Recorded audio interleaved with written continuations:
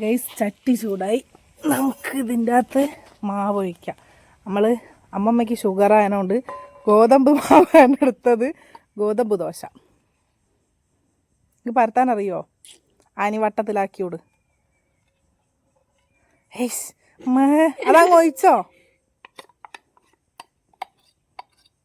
എന്നിട്ട് വട്ടത്തിലാക്ക്. ചെറുങ്ങന മതി. ദോശമാവ് പരത്തി. ഇപ്പോൾ സമയം എത്രയായി? 10:39. നമുക്ക് നോക്കാം. വെയിലത്ത് വെച്ചിട്ടുണ്ട്. കാക്ക കൊത്തിയില്ലെങ്കിൽ ഉണങ്ങിയിട്ട് കാണാം. ഗേഴ്സ് ഉണങ്ങി വരുന്നുണ്ട്.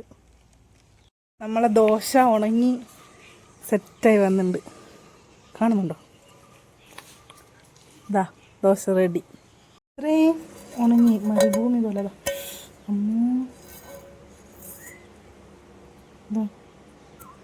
വെള്ളത്തെ പൊതിർത്തി വെച്ചോ.